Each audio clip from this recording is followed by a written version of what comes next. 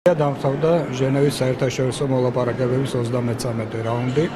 9 საათი ვიმუშავეთ დღის განმავლობაში და ამოვწურეთ დღის წესრიგით გათვალისწინებული უკვლევი ყველა საკითხი.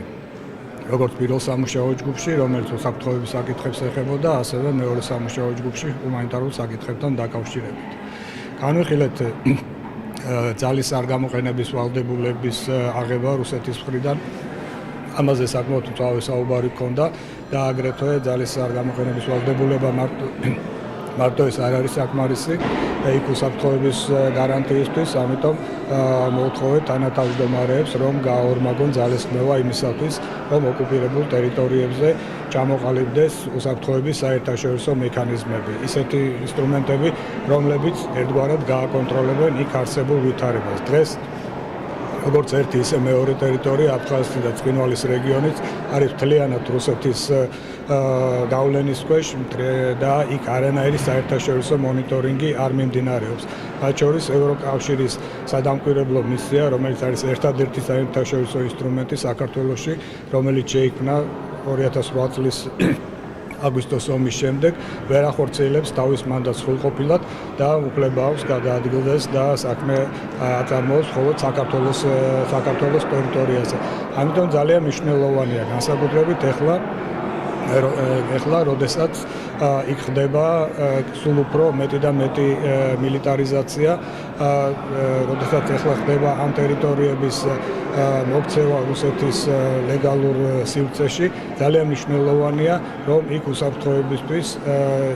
უსაფრთხოების ერთგვარი გარანტიისთვის აუცილებლად შეიქმნას საერთაშორისო მექანიზმები, რომლებიც გააკონტროლებენ სიტუაციას. გარდა ამისა, ვისაუბრეთ იქ არსებულ უსაფრთხოების საკითხებზე, რუსეთის სარკინიგზო ჯარების შემოყვანაზე, რომელიც საკმაოდ არასასიამოვნო პარალელებს სწავლებს 2008 წელთან. ვისაუბრეთ გადაადგილების შეზღუდვაზე, დევნილთა დაიძულებით გადაადგილებულ პირთა როგორც უსაფრთხოების საკითხებზე, ასევე მათ სოციალურ მდგომარეობაზე. იმაზე განსაკუთრებით გაუსვით ხაზი იმას, რომ გალის სკოლებში დაიწყო ახალი სახის დისკრიმინაცია ქართული ეთნიკური მოსახლეობის, როდესაც ბავშვებს არ სკოლის მოსწავლეებს არ აძლევენ მშობლიურ ენაზე განათლების მიღების საშუალებას.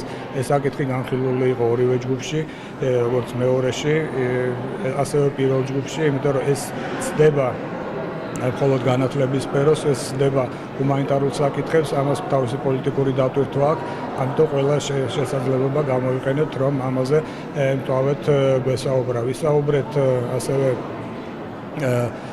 საქართველოს მიერ კონტროლირებადი საჰაერო სივრცის სისტემატურ დარღვევებზე, რუსეთის საფრენი აპარატების მიერ უკანონო დაკავებებზე, ეგრეთ წოდებულ ბანერებზე და ხელოვნურ მართულ ხლარტებზე, რის შედეგადაც 100-ობით ოჯახი დარჩა კარ-მიდამოსა და სახნავს ათესი მიწების გარეშე, რაც კიდევ უფრო რთულ ვითარებაში აყენებს საზღვრისპირა რეგიონში მცხოვრებ მოსახლეობას. ვისაუბრეთ კულტურული მემკვიდრეობის დაცვაზე, ვისაუბრეთ ეკოლოგიურ საკითხებზე და მოკლედ რო ვთქვათ, ამოვწურეთ ორივე სამუშაო ჯგუფის დღის წესრიგით გათვალისწინებული ყველა საკითხი. რაც ერთგვარად იმედის მომცემია, ყველა აი ამ ჩამოთვლილ საკითხზე იყო არა უბრალოდ განცხადებები ერთი ან მეორე მხარის მიერ, არამედ იყო შეძლებისდაგორად შინაარსობრივი განხილვა და დისკუსია.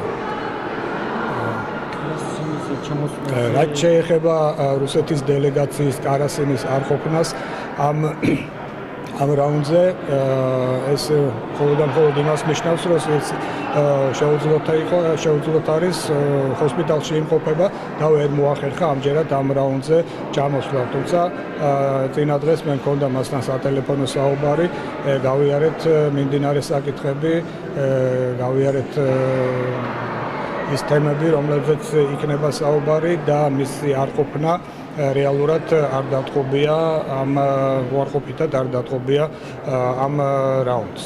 და როგორც დაგვირდა დეკემბერში ის გამოჯამრთელდება და გააგრძელებს მუშაობას.